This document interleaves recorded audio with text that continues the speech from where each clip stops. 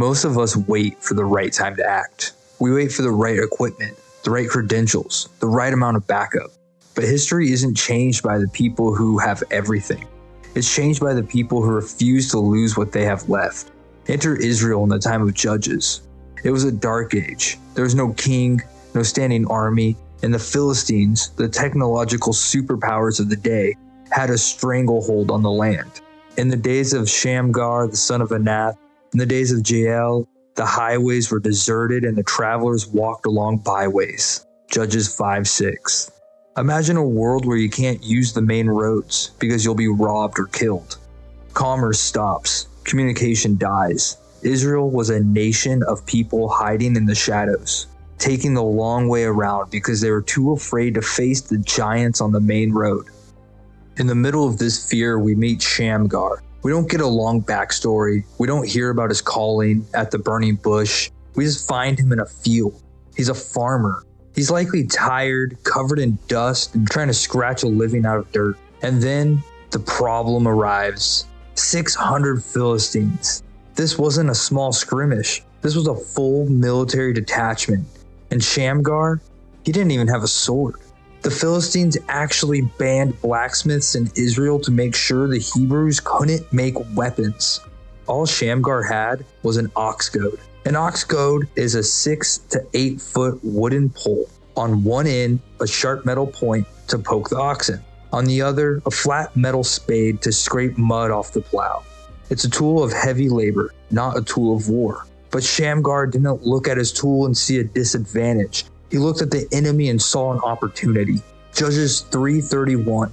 After him was Shamgar, the son of Anath, who killed 600 men of the Philistines with an ox goad.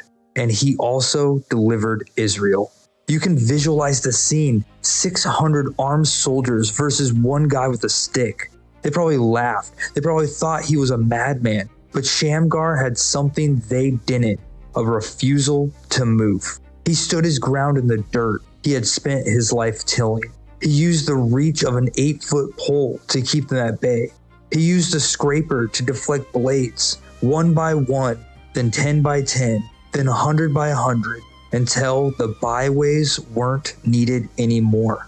Shamgar's name actually means stranger. He might not even have been a native Israelite initially. He was an outsider who stepped up when the insiders were hiding.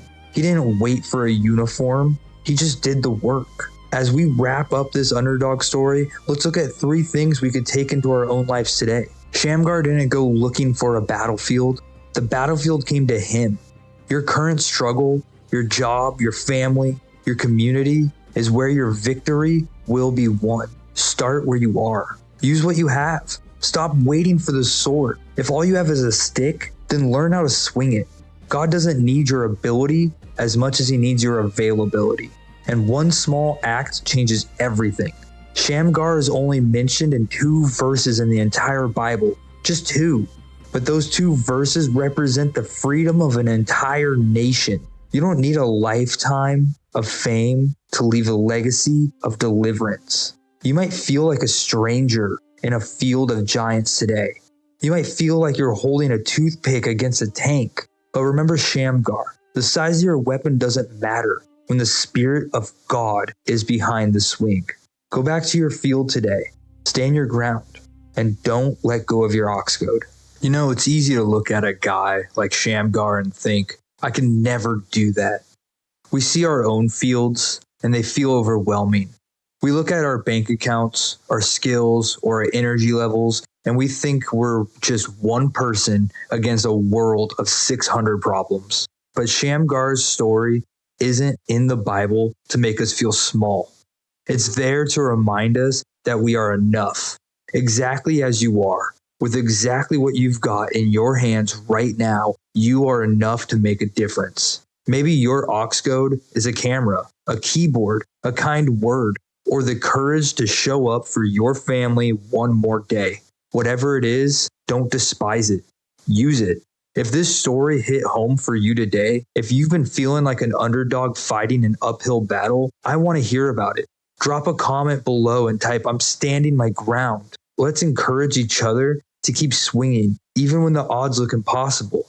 And if you want to dive deeper into these forgotten stories of grit and grace, hit that subscribe button and join the community. We're uncovering the underdogs together.